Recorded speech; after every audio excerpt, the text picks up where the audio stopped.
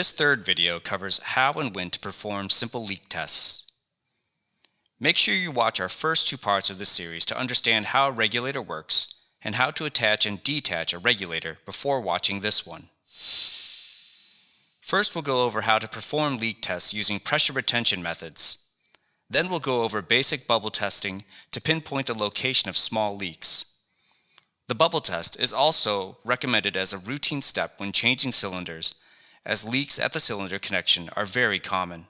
If your system is new or has been modified or repaired, it's a good idea to leak test before it enters service. Systems using non-inert gases such as flammables should always be leak tested with an inert gas like nitrogen before entering service for the first time or after modification or repair. If there's no obvious hissing or other indication of gross leakage when the system is first pressurized, then a system pressure retention test can be employed to check for smaller leaks. Close the cylinder valve. Unscrew the pressure control knob until loose, as this will isolate the high pressure and low pressure sides. Make sure the outlet valve remains open. Make a record of the readings on both pressure gauges or photograph them. Leave the system overnight, and preferably for 24 hours. The pressure of both gauges should remain unchanged if there are no significant leaks. If the reading of the high pressure gauge has dropped, it is most likely there is a leak at the CGA fitting or at the cylinder valve gland. Retighten the fitting and rerun the test, or pressurize and use the bubble test, which we will describe later in this video.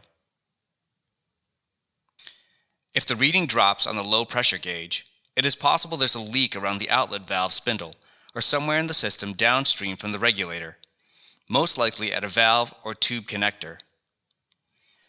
If the pressure drop is very tiny and your system uses an inert gas like nitrogen, it may be okay to use, but in all other cases, you'll need to investigate further to pinpoint the location of the leak.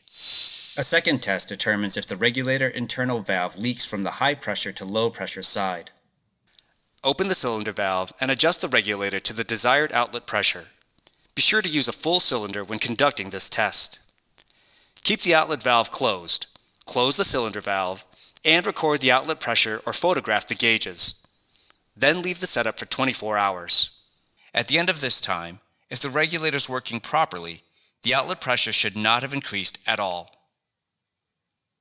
If the outlet pressure has gone up, the valve inside the regulator is worn and leaking, and the regulator should be retired from service and either disposed of or sent for professional refurbishment.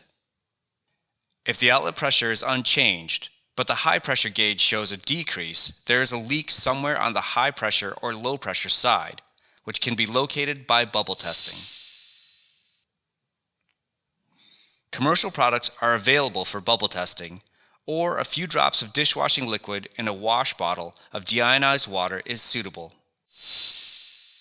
To perform a bubble test, liberally apply a leak testing solution. Make sure the solution thoroughly covers the area of interest, including filling any cracks or crevices. Appearance of bubbles positively identifies a leak.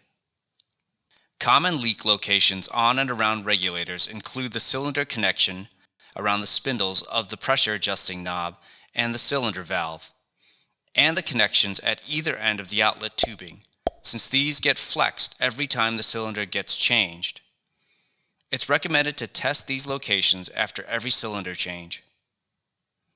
If there is a leak at a connection point, please investigate the cause and address it appropriately. Depending on the location, appropriate actions may include tightening the connection, installing a new gasket, or getting the system professionally repaired. As always, seek expert advice if in doubt. If the regulator itself leaks, do not attempt to repair it yourself. Remove it from service and either dispose of it or send it to a vendor for refurbishment. If there is a leak around the cylinder valve spindle, label the cylinder accordingly and send it back to the vendor for repair. In addition to pressure retention and bubble tests when the system is new or modified, it is also an excellent idea to do routine leak tests using a portable flammable gas detector when using gases such as hydrogen. It is recommended leak testing results be recorded in a logbook, especially for systems handling flammable or toxic gases.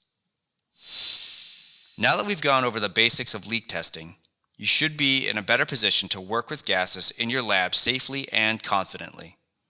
If you ever have questions about gases you're using in your lab, please reach out to the EH&S Laboratory Safety Team for further assistance.